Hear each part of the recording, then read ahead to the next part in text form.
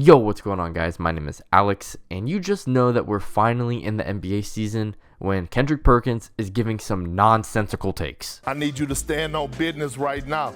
Run it! At number 5, Jason Tatum. The man just hit 10,000 points. He's averaging 30 right now. He is a walking bucket. Now we going to number 4. We still standing on business. There we go! Joel Embiid led the league last 2 seasons in scoring. Right now, the man is averaging 32. Coming in at number 3. We still standing on business. There we go. Jokic. What he's doing right now, MVP type season, MVP type numbers, doing it in all fashion. Has 0 flaws for a center. Has actually changed the game at the center position. So I'm standing on business today. Run it. Bam! You know why? Because he's averaging 30 right now, and he's been doing it for a long time. And not only did he change the game of basketball forever, but he's an underrated finisher. And then coming in at number 1. Richie, you're not a part of this, because damn it, I'm standing on business even more. Bam! Kevin Durant. Oh. You know why KD is up here? This is a guy that can actually lead the league in scoring every single season. Guess what he's averaging right now? 30. We could go down the list and we could look at all these fantastic players. And yes, I left some off and Luka and all that. But when it comes down to KD, he's one of one. And for his scoring and getting buckets, he's been carrying that title for about a decade, a little over a decade now. So as you can see, just the other day, Kendrick Perkins was giving his top 5 offensive players in the NBA today. And obviously you guys see the title of the video. You know what this video is going to be about. But I do want to say a couple of things. 1, Jokic being at number 3 is ridiculous. And the fact that Luka Doncic is just nowhere to be found on this list is also just as ridiculous as Jokic being number 3. Now, Jason Tatum being here at number 5 obviously he shouldn't be there because Luka should be somewhere on this list, but I definitely do think Tatum is somewhere between 6 to 10. But again, you see the title. You know why I'm here. It's time to stop the overrating of Kevin Durant. You can call this hate all you want. If what I'm about to say about Kevin Durant, the truth about Kevin Durant, if that's what's going to categorize me as a hater, then fuck it, I'm a hater. But Kevin Durant being here at number 1 as the best offensive player in the NBA right now is ludicrous. I have just never seen any player in NBA history be so inconsistent in the playoffs in this stage of his career, because again, we're just talking about right now. I've never seen someone be so inconsistent as an offensive player, specifically just talking about the playoffs, yet he continues to get the benefit of the doubt as one of the best offensive players. He's been known, he's being called the best offensive player. You go back 2 playoffs ago when he was on the Nets, played against the Boston Celtics in the first round. Do we not remember what Kevin Durant did in that series? If not, let me remind you. Kevin Durant in the series, he averaged 26 points per game. Oh wow, that sounds really good, right? Wrong. He shot 38.6% from the field, 33.3% from 3, so awful shooting splits. And because of this, that gave him a pretty low true shooting percentage as well, which was definitely inflated because of his free throws. But on top of this poor shooting performance, he was also giving you 5 turnovers a game. He just had an awful series against the Celtics. But again, we give him the benefit of the doubt.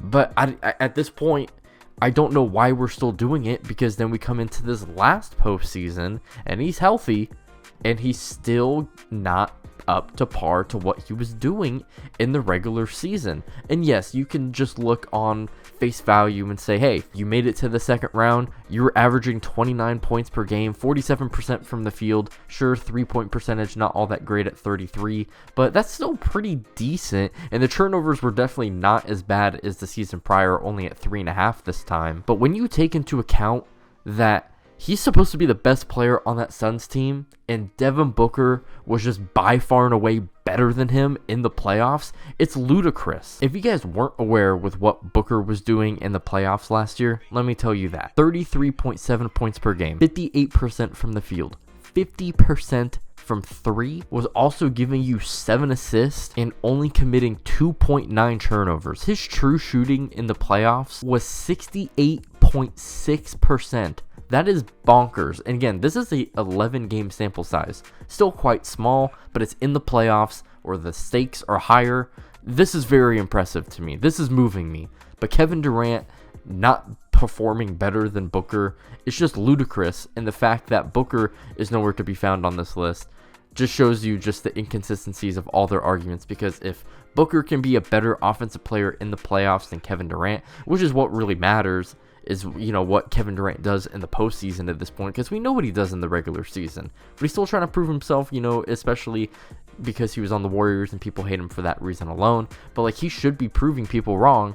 He's just not doing it in the playoffs, and he's getting outperformed not only by other players, especially Jokic, when he's playing him in the second round, and Jokic is just playing better than him on the offensive end. It just doesn't make any sense why Kevin Durant is at number 1. Again, I have never seen someone, if we're referring back to 2 seasons ago when he was on the Nets, perform that bad offensively as a scorer and get the benefit of the doubt and then get outperformed by someone who isn't supposed to be outperforming you, and you can still be called the best offensive player in the NBA. That makes no sense. And look, and Kendrick Perkins in this video as well talks about, oh, he's a 30-point per game scorer. Dude, everyone is a 30-point per game scorer. I don't know the exact number, but on the top of my head, there's probably 6 guys giving you 30, and if they're not giving you 30, they're giving you like 29. There's probably like 3 players giving you 29 or something like that. So really, what is the point of bringing up the 30 points per game? This is not about scoring either. It's not, at least it's not just about scoring. We're talking about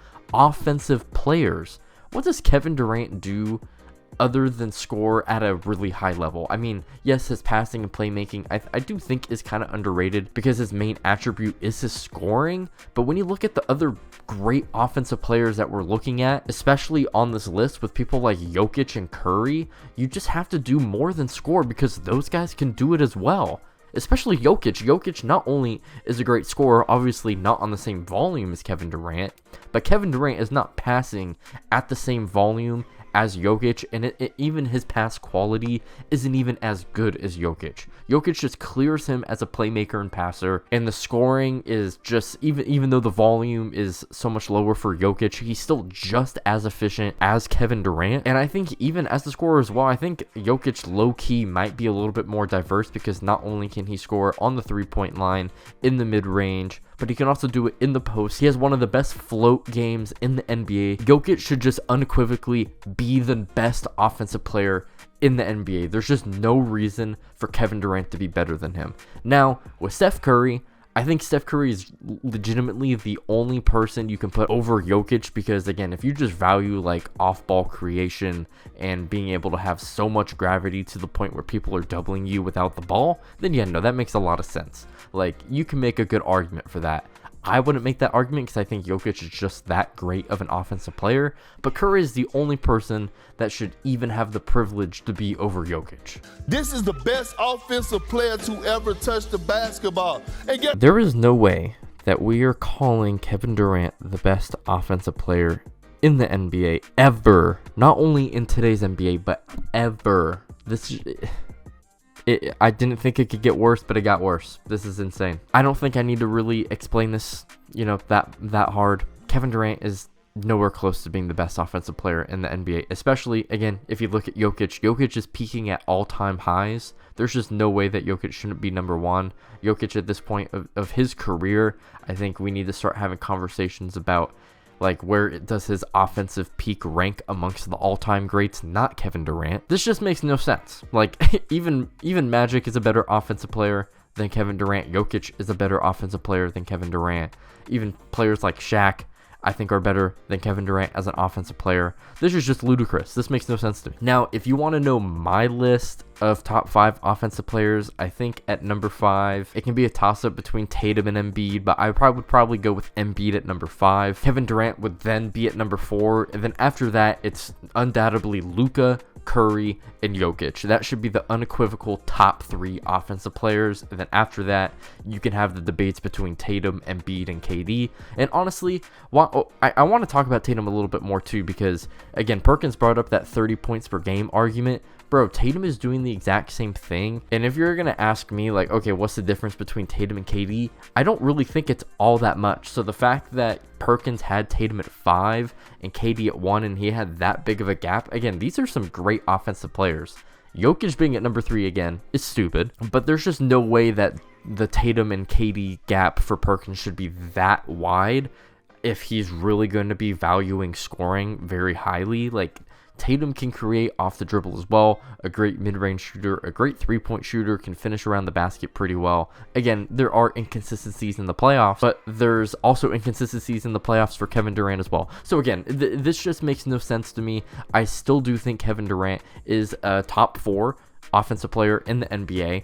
So again, I don't think I'm a hater, but if everything that I talked about in this video is considering me a hater, then hey, so be it. But hey, those are my thoughts on what Perkins had to say about his top 5 offensive players and Kevin Durant slightly being overrated. Let me know down below what y'all think. If you enjoyed, make sure to like and sub. I'm trying to get to 1,000 subs by the end of the year, so it'd mean a lot. Make sure to check out my socials down below in the description.